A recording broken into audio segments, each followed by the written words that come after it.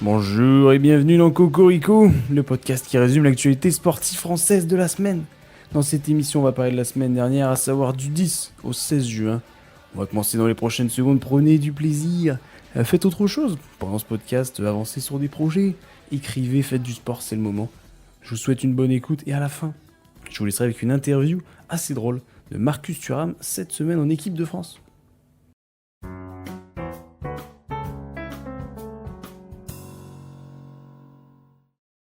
Pas beaucoup de news cette semaine à cause des fins de saison un peu partout dans tous les sports, mais l'Euro de football 2024 a enfin commencé. On l'attendait depuis des mois et je vous ai essayé de résumer ça par groupe. Alors le groupe A, l'Allemagne a commencé en match d'ouverture contre l'Écosse, victoire 5-1, la Suisse a gagné 3-1 contre la Hongrie. Dans le groupe B, victoire 3-0 de l'Espagne, le groupe de la mort contre la Croatie, très bon match des Espagnols. L'Italie a gagné 2-1 contre l'Albanie.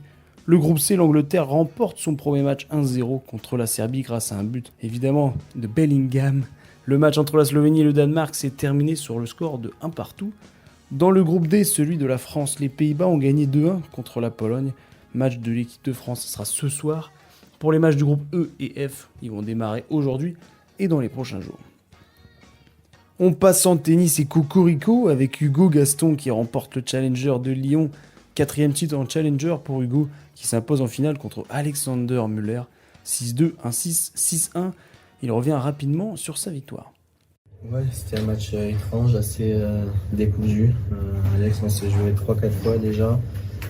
Toujours été des matchs très particuliers, mais content que ça tourne en ma faveur. Au début du troisième, j'ai essayé d'être à nouveau présent mentalement, physiquement et essayer de dominer le jeu, chose que j'avais pu faire sur le premier set. Donc content de ce scénario parce que ça tourne en ma faveur, mais voilà, c'est une belle victoire. Beau parcours de Diane Paris au WTA 250 de Nottingham qui s'incline contre Pislova en demi-finale. 6-7, 6-1, 6-4. Et chez les hommes, Hugo Humbert est aussi arrivé en demi-finale du tournoi de Hertogenbosch. Défaite contre Deminor 7-6, 6-3. Et c'est le futur gagnant du tournoi. Donc Deminor, l'Australien, a gagné ce tournoi. Les finales NBA sont toujours en cours entre les Boston Celtics et les Dallas Mavericks. On s'était arrêté sur un 2-0 des Boston Celtics. Le match 3 a été décevant car Boston a une nouvelle fois gagné 3-0 pour eux. Le match 4 a eu lieu samedi et victoire de 38 points de Dallas. La série n'est pas encore terminée. Et pour rappel, jamais une équipe de l'histoire de la NBA n'est revenue d'un 3-0 en playoff. Mais le meneur de Dallas, Luka Doncic, y croit toujours. I mean, it doesn't change anything. Like I said at the beginning of the series, it's first to four, and we're gonna believe till the end.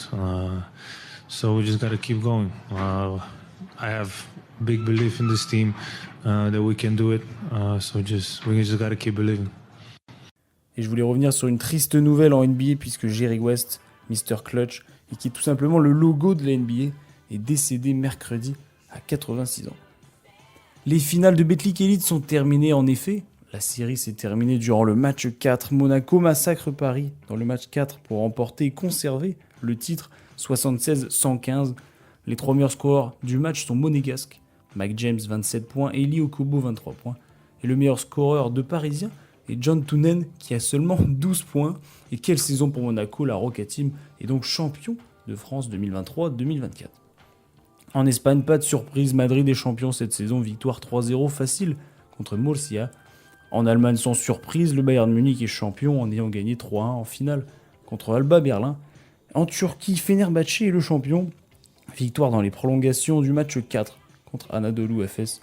Et en Grèce, alors que l'Olympiakos gagnait 2-0, c'est Panathinaikos qui va réaliser une remontada. Score final 3-2 pour Panathinaikos, ils sont champions de Grèce.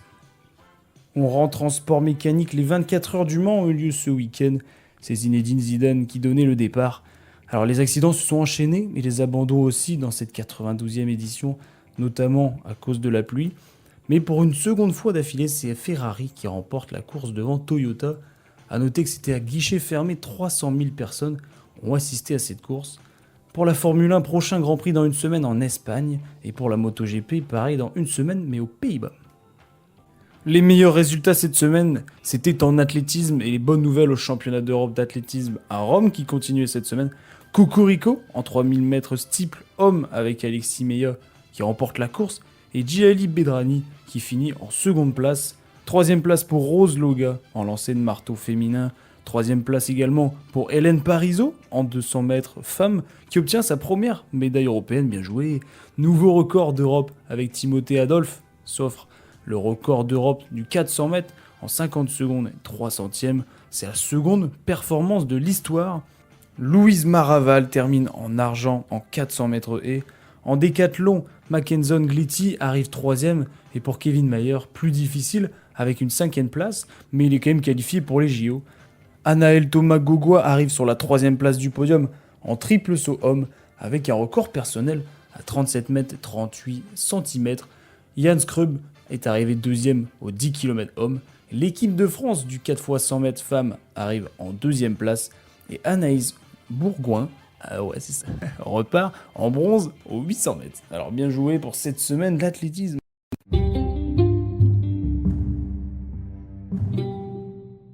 La saison régulière de Top 14 est terminée, place aux phases finales.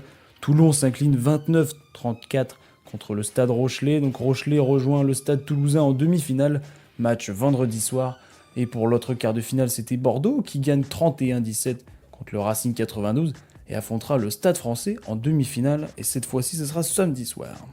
Pritika Pavad termine 2e au WTT Star Contender de Ljubljana. Premier titre et premier podium pour elle en WTT, donc au ping-pong. Félix Lebrun est arrivé 2e également. Ils ont tous les deux pris 4-0 durant leur finale, c'est dur. La doublette Alexis Lebrun et Simon Gauzy, qui avaient remporté le trophée la semaine dernière, sont cette fois-ci 2e. Bien joué pour nos ping-pong et nos pongistes français.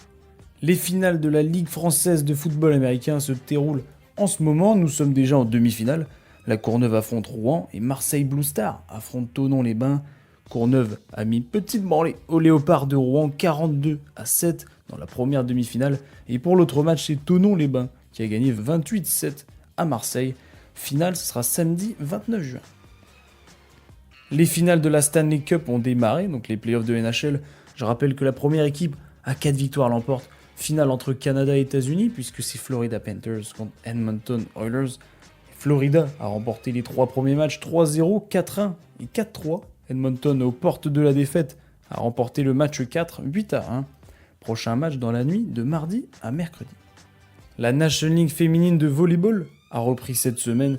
Mardi, une nouvelle défaite, cette fois-ci 3-0 contre les États-Unis. Puis jeudi, même finalité, défaite 3-2 contre la Corée du Sud. Mais vendredi, et ouais, on n'y croyait plus, victoire 3-1 contre la Serbie. Et pour terminer la compétition, défaite 3-0 contre le Canada. Bilan final 2 victoires, 10 défaites. 14e place sur 16. Les phases finales ont commencé si vous voulez suivre la compétition. Les prochains matchs des hommes, ça sera le 19 juin contre l'Allemagne.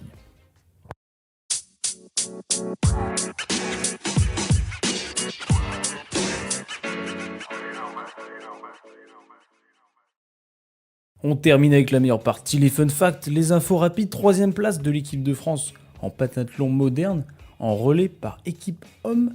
Au championnat d'Europe de nage en eau libre, Marc-Antoine Olivier a terminé 2e au 10 km, mais ce n'est pas tout puisque le lendemain, il finit à la même position au 5 km. Axel Raymond prend la 3e place en 25 km homme. Sébastien Loeb remporte le rallye des Grands Fonds avec sa compagne Lorraine Godet comme copilote. Cocorico avec l'équipe de France militaire de rugby à 7 féminin qui est championne du monde. L'ancien homme le plus fort du monde, Eddie Hall, a remporté un combat MMA où il a combattu 2 combattants en même temps. Le documentaire sur Roger Federer s'appelant 12 Final Days va sortir cette semaine, le 20 juin.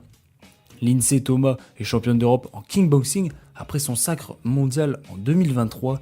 Double cocorico avec Édouard Delperro qui décroche son 5e titre européen en longboard et Alice Lemoigne qui décroche son 8e titre européen en longboard également.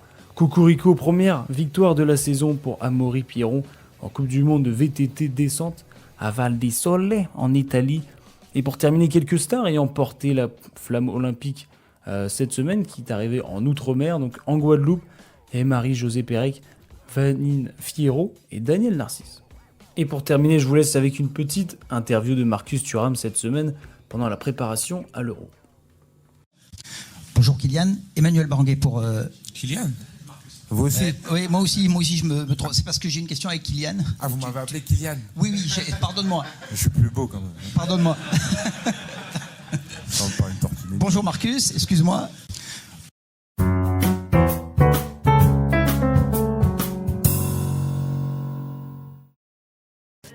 Cocorico, épisode 36 est maintenant terminé. J'espère qu'il vous a plu. Cette semaine, beaucoup moins de news avec les fins de saison, comme je vous l'avais dit. Mais il y a l'Euro de football qui a commencé, donc vous avez de quoi suivre du sport.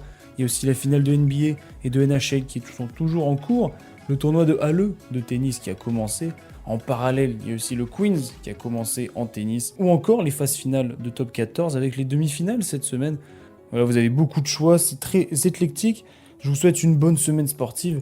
On se voit la semaine prochaine, normalement, si tout se passe bien. Alors bonne soirée, bonne journée, bonne ce que vous voulez, et au revoir.